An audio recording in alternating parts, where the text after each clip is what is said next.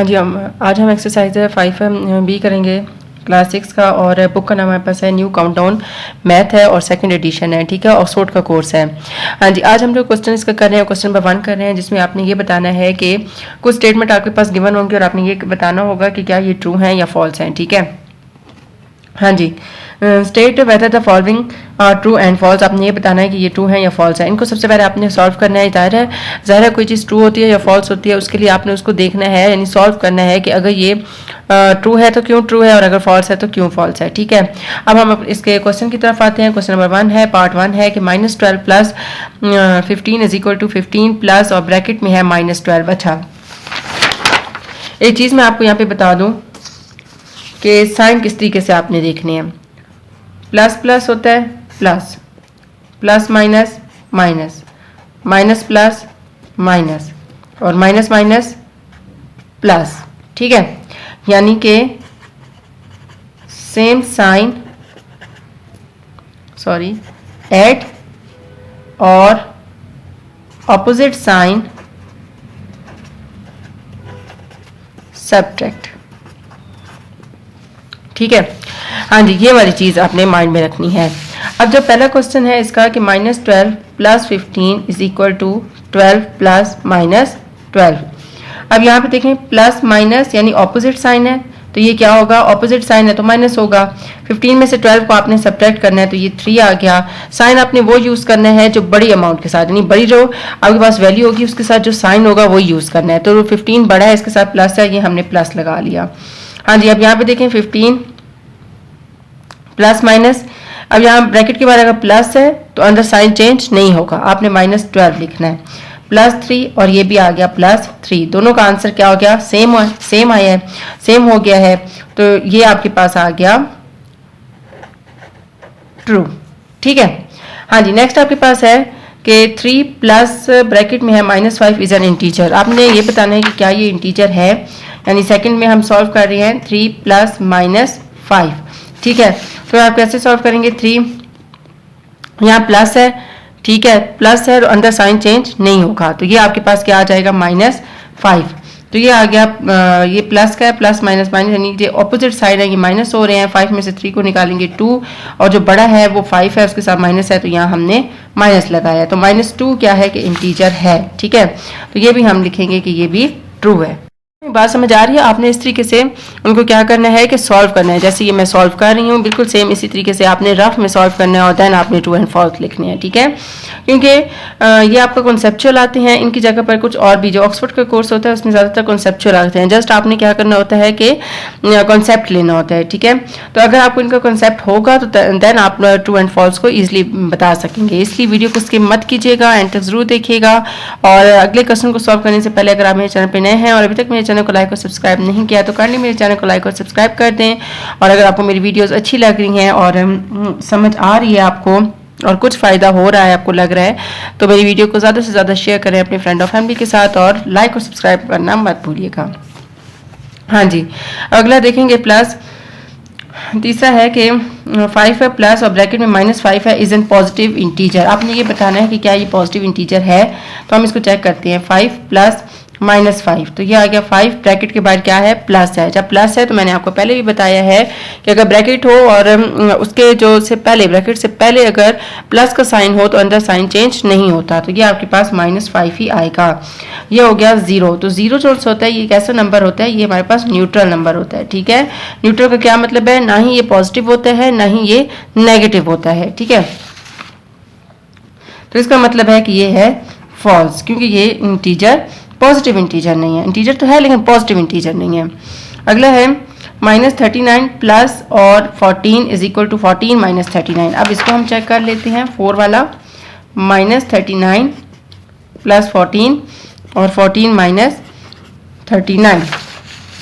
हाँ जी, तो -39 प्लस 14 और ये आ गया 14 - 39, तो 9 में से 4, 1 2 3 4 5, ये हो गया -25, क्योंकि 39 बड़ा है, इसके साथ माइनस है तो माइनस आ गया, और ये भी -25, तो इनका आंसर दोनों का सेम आया है, तो इसका मतलब है ये क्या है, ट्रू है। अब -32 मल्टीप्लाई 0, किसी भी चीज़ को या कोई भी नंबर हो अगर हम उसको 0 से मल्टीप्लाई करते हैं तो उसका आंसर हमेशा 0 ही आता है। तो ये भी आपके पास क्या है, ट्रू है। हाँ जी, negative of -5 does not exist. वो कह रहे हैं कि कोई भी आपके पास नंबर, यानी कि नंबर कौन सा है, 5 -5 है, कि उसका नेगेटिव इन्वर्स यानी कि एग्जिस्ट नहीं करता। तो ये हमारे पास क्या होगा, फॉल्स होगा। क्यों? हर एक चीज़ का जो इन्वर्स होता है वो एग्जिस्ट करता है। अगर मैं 5 लेती हूँ, 5, तो इसका नेगेटिव क्या होगा, -5। अगर -5 है तो इसका नेगेटिव +5 आएगा। ठीक है, तो ये हमारे पास क्या आ जाता है। तो आपने हमेशा याद रखना है कि जो नेगेटिव होता है वो हर चीज़ का एग्जिस्ट करता है। हाँ जी, नेक्स्ट आपके पास है 2 multiply 5 plus 3 3 plus 5 is equal to 2 multiply 3 plus 2 multiply 5। अब हम इसको चेक कर लेते हैं। ठीक है, ये आपके पास जी है 6 वाला, 6 नहीं सॉरी 7 है। 2 multiply 3 plus 5 is equal to 2 multiply 3 plus 2 multiply 5, 5 6 7 8। ठीक है, और ये 6 प्लस 10, तो ये 16 इक्वल टू 16। यहाँ पे देखें दोनों का आंसर आपके पास सेम आया है, तो ये आपके पास क्या है, ट्रू है। नेक्स्ट 8 है 3 मल्टीप्लाई 5 प्लस -2 और इज इक्वल टू 3 मल्टीप्लाई 5 और प्लस -2, ये वाला आ रहा है। हाँ जी, अब हम इसको सॉल्व करते हैं। सबसे पहले अंदर वाली ब्रैकेट है, इसको देख लेते हैं। 5 प्लस माइनस ये -2 आ गया, 15 प्लस माइनस -2, 3 मल्टीप्लाई 3 और ये 13, यानी 9 इज इक्वल टू 13। तो ये तो इक्वल नहीं आया, तो इसका मतलब है कि ये वाला हमारे पास फॉल्स है। अगला देखें 0 multiply 2 plus 3 is equal to 0 plus 3, यानी 0 multiply 2 plus 3 is equal to 0 plus 3। तो इसको हम चेक कर लेते हैं। 0 multiply 5 is equal to 0 plus 3, तो 0 इज इक्वल टू किसी भी चीज़ को अगर मल्टीप्लाई, यानी कोई नंबर है और उसको 0 से मल्टीप्लाई करेंगे तो उसका आंसर 0 आएगा, और कोई भी नंबर उसको 0 में ऐड करेंगे, जिस तरह से ये 2 है, ठीक है, 1 और 2, इसमें 0 ऐड करें, कुछ भी ऐड नहीं करना, तो बाकी 1 और 2 ही रहेगा। इसका मतलब है कोई भी नंबर जब 0 में ऐड होता है तो उसका आंसर वही नंबर खुद आता है। ये 3 आ गया, तो यहाँ पे देखें दोनों क्या हैं, डिफरेंट आए हैं। ठीक है, तो ये भी फॉल्स हो गया। नेक्स्ट हमारे पास आता है 27 प्लस -27 इज इक्वल टू 54।